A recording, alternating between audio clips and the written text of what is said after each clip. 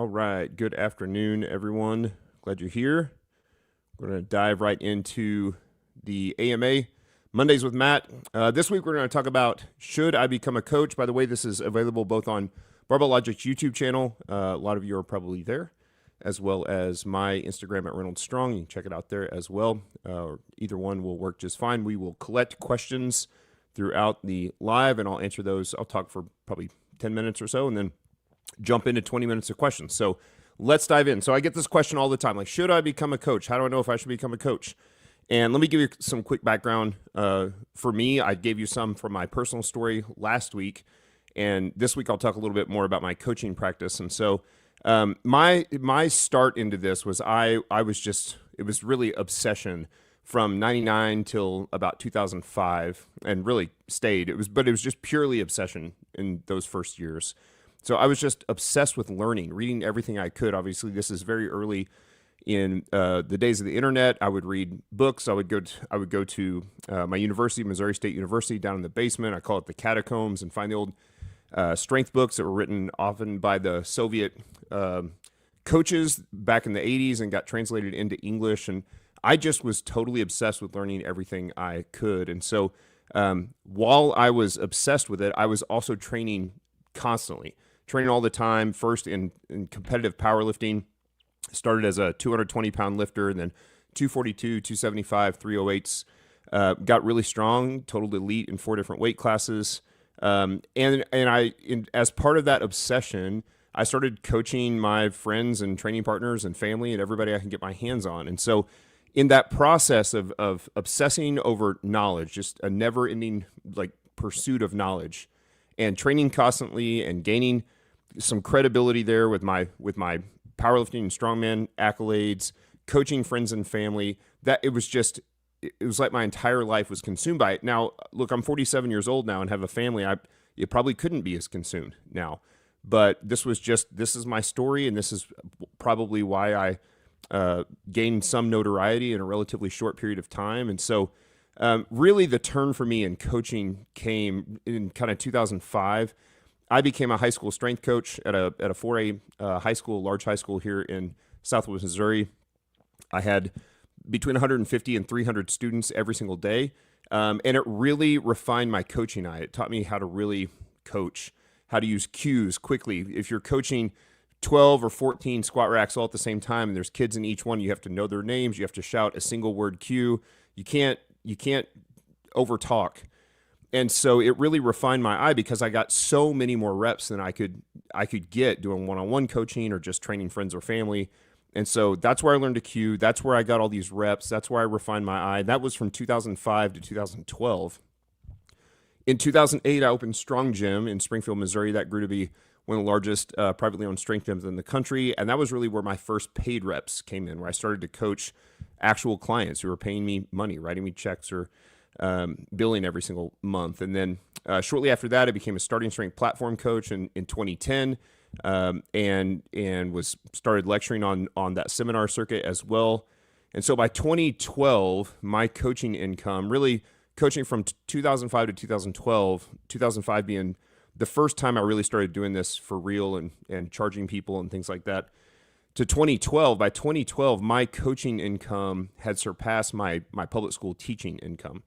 And so I was able to leave teaching. I did them both for a long time. And I think for a lot of you, that's what you'll have to do if you're trying to build a coaching business, is you continue to do the thing that you do.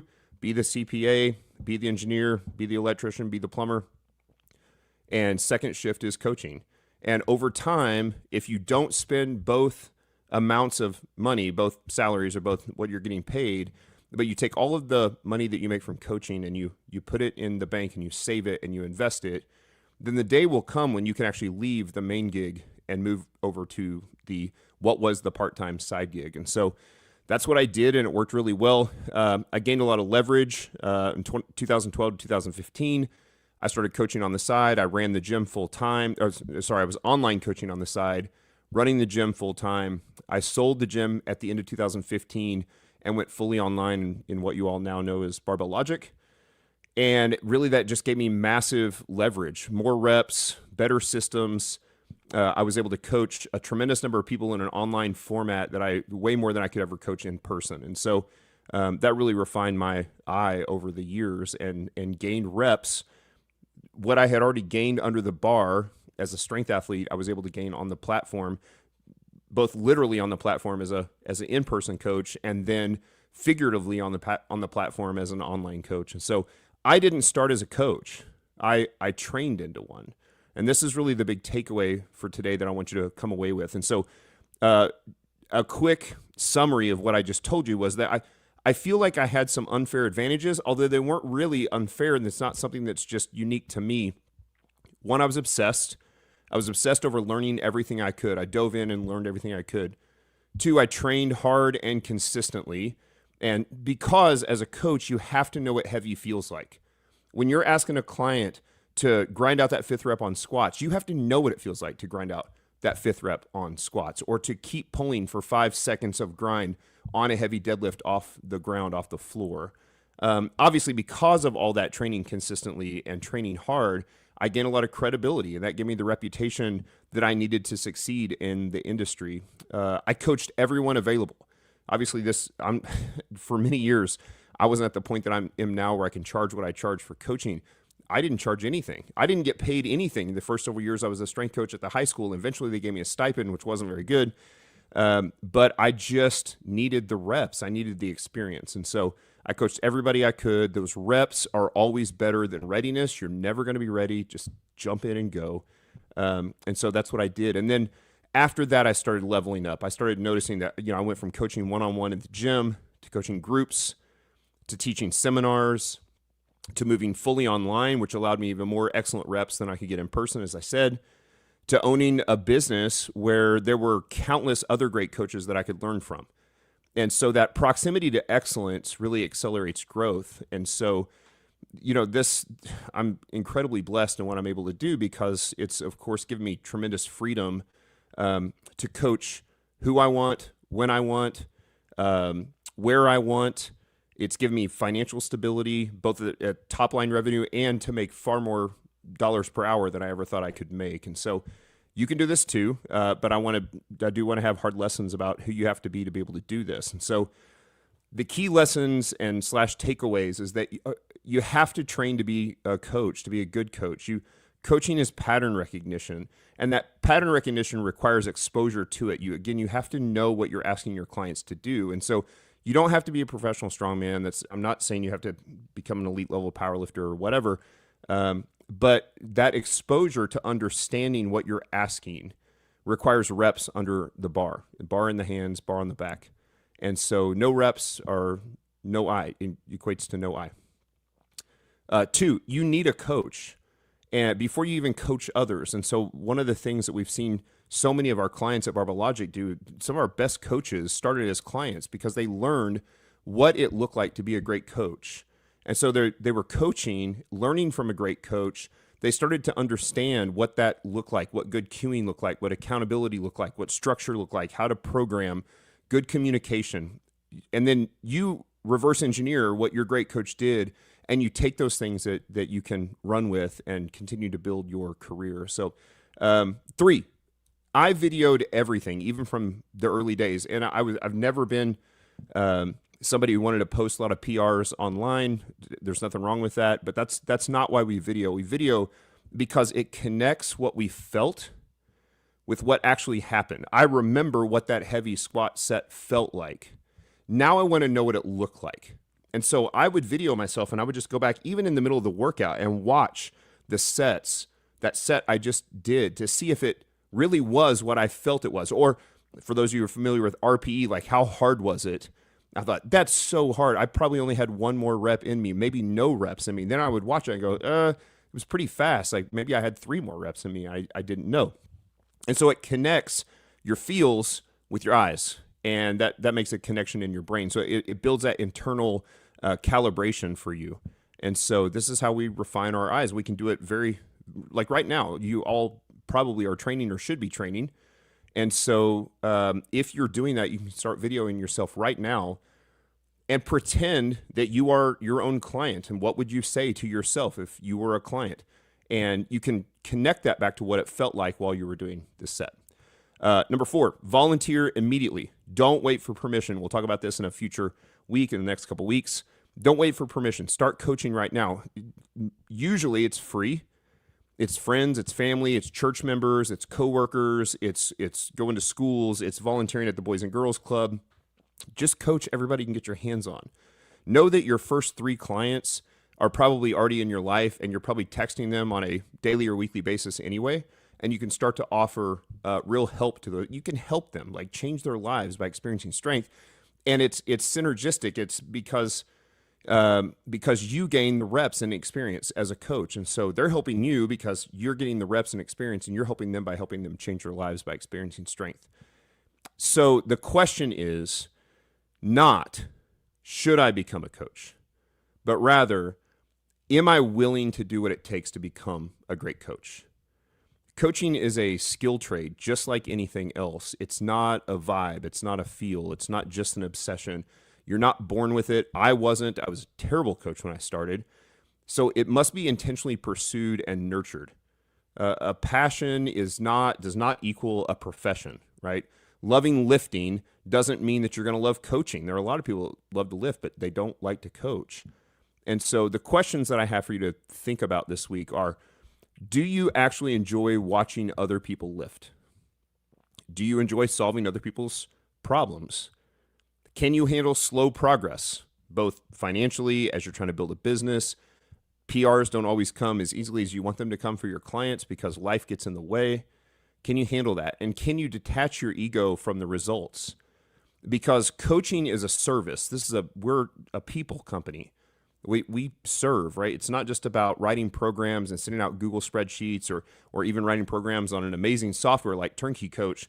It's actually interacting with, like, what makes a wonderful piece of software and platform so amazing is that it makes me incredibly efficient at the programming, at the filling in the sets, reps, and weights, so that I can spend my time focused on my clients, building that human relationship and interaction, building trust. And so this is what I'm trying to do as a coach. Coaching is patience. Coaching is communication, effective communication. Coaching is leadership. Listen, communication. I think it's great to train your wife or your husband, your spouse, your boyfriend, girlfriend, your kids.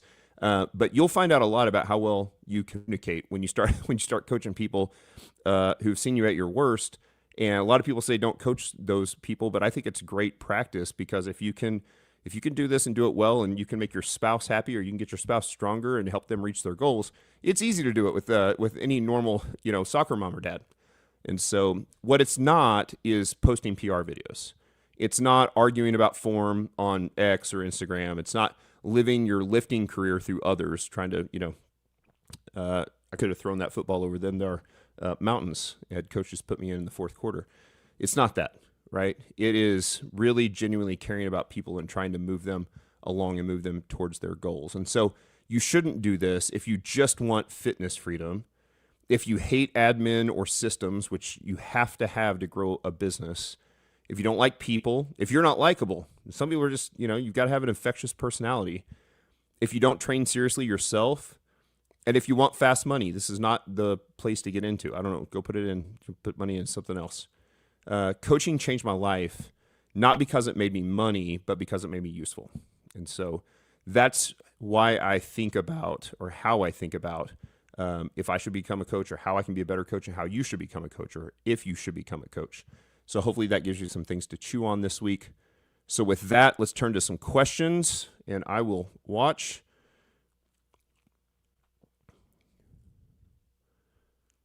John wants to have a beard like me. I have earned a pretty good beard over the last 20 years. All right, any questions open? You can ask them here on YouTube or on Instagram. Dan's checking stuff out and will feed questions to me about anything. So it doesn't have to be about if you should become a coach or how you get started. Certainly those things are fine. You can ask about your own training, nutrition, business, family, any of that stuff. Happy to answer. This is an AMA for a reason. You can ask me anything.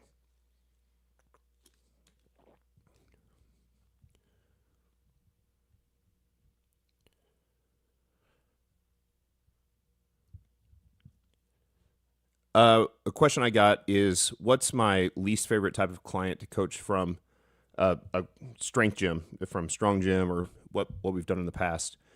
Um, I think it's really similar. The best clients in person often make the best clients online, but there's a newfound freedom, not just for you as a coach or for me as a coach, and being able to do it online, where you can do it when you want, where you want, anytime you want, on your own schedule.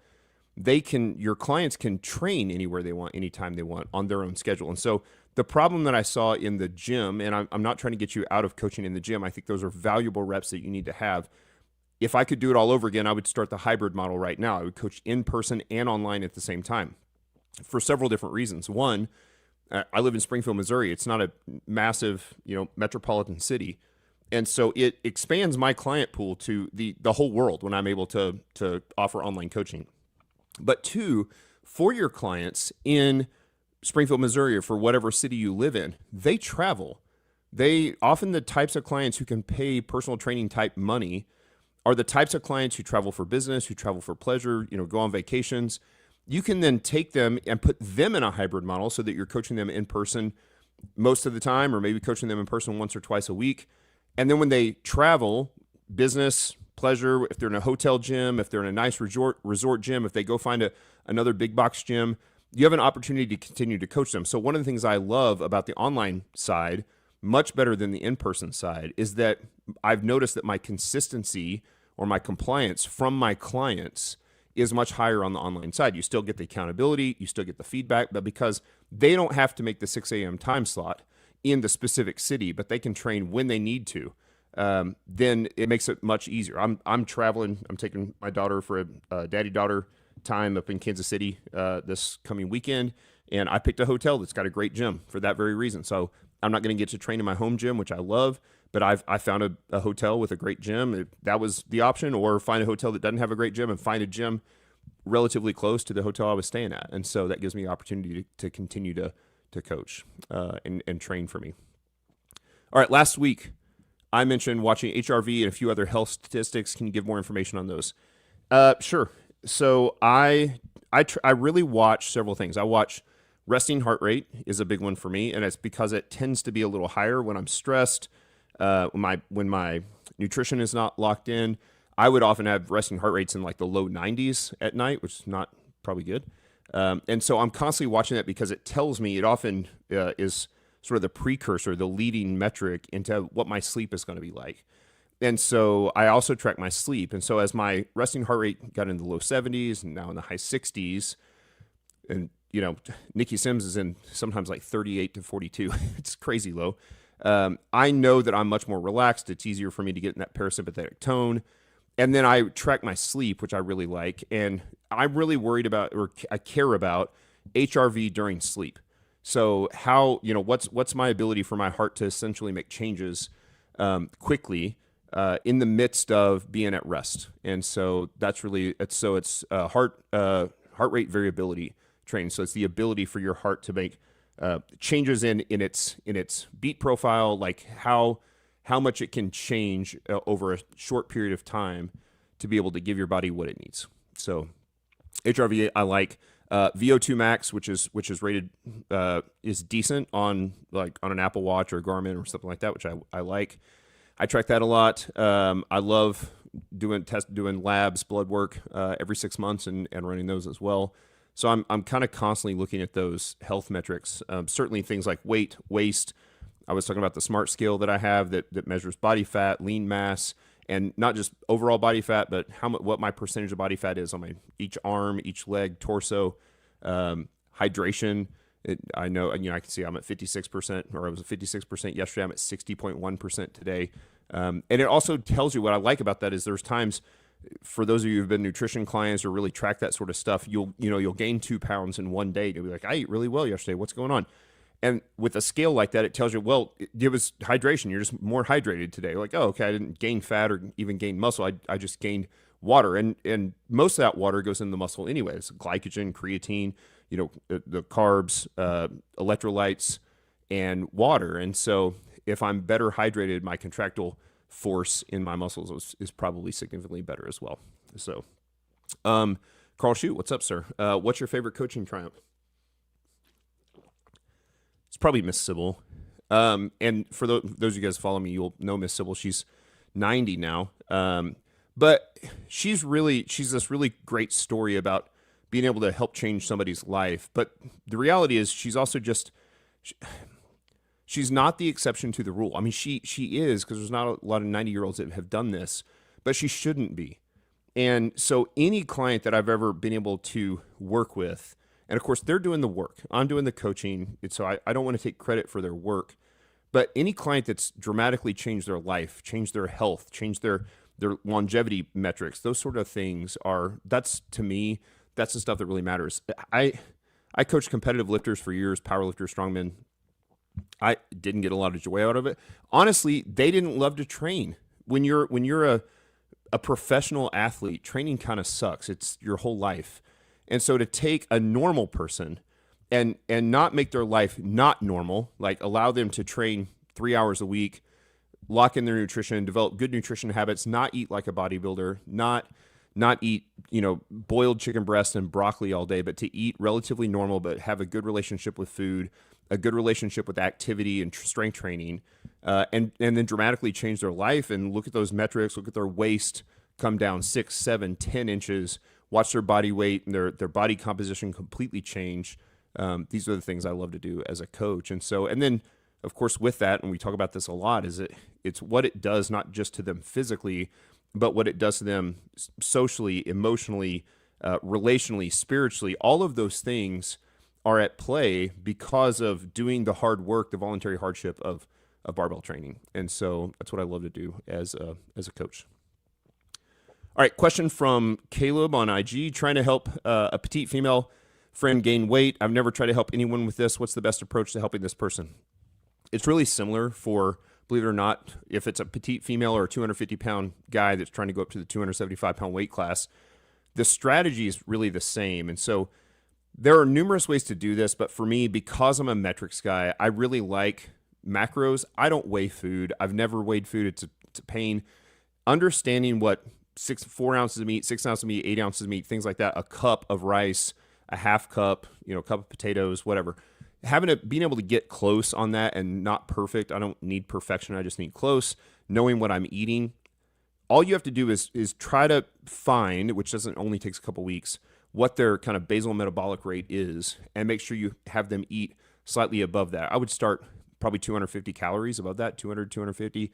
For a big guy, maybe it's 500 calories. That's the big difference, but it's a titrated amount above their metabolic rate. And they'll start to gain weight. Now, what I want to look at for both gaining weight and losing weight is any more than about a pound a week gained or a pound a week lost is going to be too much. So if you're trying to gain weight and you're gaining about a pound a week, you can know that that's probably mostly muscle if you're keeping your protein very high. For a female, I want most females eating 150 grams of protein a day, even if they weigh 120. That's probably a lot, but it's fine. Most guys, 200 grams of protein and above. And so I make sure they get the protein, and then I just take the carbs and the fat and make sure that those two combined line up to be just in excess of their metabolic rate if they're trying to gain, just below their metabolic rate if they're trying to lose. And we ride that out. We see how close they are and how compliant and consistent they are to that. After a few weeks, if it starts to plateau and stop, then we make another bump, up another couple hundred calories if they're trying to gain, down maybe 100 calories if they're trying to lose, depending on whether you're going to pull. But you're going to keep protein high, and you're going to pull or add carbs or fat, right, to get there. And then I've got the kind of general, this is a very broad statement, but I think most people, starting with like a 33% of your calories coming from protein, 33% from carbs, 33% from fat, is a pretty good place to start. I'm closer to 40% of my calories come from protein, 30% from carbs, 30% from fat. So it hasn't shifted a ton, but it's a fair amount. And I'm trying to lose, and so I keep my protein high and keep kind of dropping some of that energy inputs with the carbs and the fat, and that's the best way to do it. And then it's literally just stay in the course, finding the things that'll make the biggest difference. I talked, I think, a little bit last week. I haven't had alcohol in 3 months. Well, that to me, it wasn't about being a slave to alcohol. It was the amount of calories that it counted for, worthless calories. And if I could replace those calories, and I really have replaced those calories and what I was drinking in alcohol with protein, it made an enormous difference in my body composition immediately. So finding those places where your clients tend to fall off the wagon a little bit, whether they're trying to gain or trying to lose. Those are the places you then try to attack really with habits. So it's about developing those habits over 2 and 3 weeks first, and then turning it into a true habit over the course of 8 to 12 weeks. And then it's just part of who they are and it's how they eat. So, all right. Okay. I got a double question there. Other questions. I've got one coming in right here. How does a 350-pound guy who's a former powerlifter who has gotten into endurance cycling find a balance between losing weight while getting enough calories to ride 30 to 70 miles? Okay, this is actually a great question. So 350-pound guy who was a competitive powerlifter who's now into endurance cycling. That's obviously a massive change, but you're probably going to live a lot longer. Endurance cycling, if it's truly long, is very aerobic. It's got certainly some anaerobic components to it, but at 350 pounds, if you're still 350, you've got enough body fat that your aerobic system can oxidize that fatty acid for training, for exercise, for the endurance cycling. And so you can continue to do that. So I would tell you to do the same thing that I'm saying with a lot of these others, which is I would keep your protein about 200 grams a day. I would keep your calories just below maintenance. And that's just below maintenance while taking into consideration how many calories you're burning on the on the rides. So it depends on, if you're burning 500 calories or 400 calories on a ride, or sometimes a really long ride, maybe you burn 1,000 calories.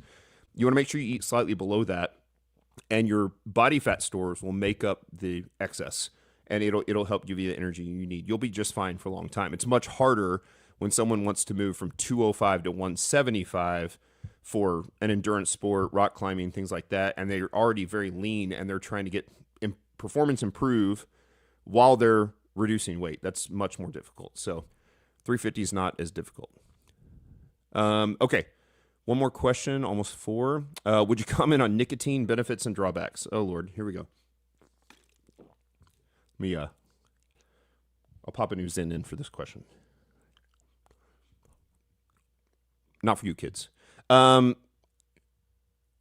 Nicotine. So nicotine by itself has shown to have dramatic improvements in cognitive function, energy, reduction in Alzheimer's, Parkinson's, neurological disease. And so I think it's probably a great thing to have. I like it in the mornings with coffee or for AMAs, and just fine. The problem comes in with some of the other things that are attached. So there's 2 pieces that I see. One, when you smoke tobacco, the amount of tar and carcinogens that come in they're not healthy. There's nothing you can do to make it healthy. If you want to enjoy a pipe or a cigar or something with buddies on a Friday night, I think it's fine. It's not going to be any worse than eating a big piece of chocolate cake. But I think it's not the nicotine that's the problem. It's the other stuff that's attached. Likewise, I have real problems in general with like vapes and even the whole culture that it surrounds. I don't want my kids using them. It's a constant struggle with teenagers right now with that kind of stuff. They're a cesspool of depravity, these vape shops. I'd like to see every one of them closed down. And so if we can separate ourselves to have just the nicotine, which is why I like the pouches, or a gum, a lozenge gum, or a patch, I think you can get the benefits that you want out of it without all of the nasty side effects that you get from the carcinogens. The other piece is this: nicotine's addictive, and it can become a problem just like anything else can. If you find yourself doing a can of Zen a day, that's way too much. And so being able to, I've had times where I'm like, I just want to keep popping Zens. I just set an alarm on my phone and don't let myself have one until the alarm goes off, and make sure I keep it titrated, because over time you'll want more. You used to have 3, and now like it takes 5 or 6 to feel the same way. And so you've got to be really careful with that stuff. So, okay, it's about 4 o'clock. We'll probably wrap it up. Thank you so much for joining. We've got a bunch of people on Instagram as well as on YouTube. Thank you guys for coming again to the Monday with Matt. We'll continue our discussion on coaching next week, and little CTA for you guys here. Coming back to the opening point of I was obsessed with knowledge. If you've ever thought, I'd love to coach, but I have no idea where to start, this is where to start. Get this Coaching Kickstarter ebook. It's 100% free. It's a practical roadmap for how to get started. If you are somebody who wants to pursue knowledge and are obsessed with this thing, this is a no-brainer. Like you should download it and get it for free. There's not a sales pitch. We're not trying to make money off of it. Just get the book because we want you to be better coaches. The world needs better coaches to change people's lives. So download that Coaching Kickstarter ebook. It's free at barbelllogic.com/Matt Kickstarter. Let me do it again. barbelllogic.com/Matt Kickstarter. Get the Coaching Kickstarter ebook today. Obviously, we have things like the Academy, wonderful educational pipelines. We'll talk more about that in the coming weeks. That's a great place to start, and just read everything you get your hands on. There's so much great information out there, YouTube videos. It's a great thing. If you're driving in your car, I've kind of stopped listening to music. I'm listening to YouTube videos, podcasts, books, Audible, things like that. And there's so much great stuff out there. But man, YouTube right now is just crushing it on outstanding education. So thank you so much again for another great week, and I'll see you guys next Monday.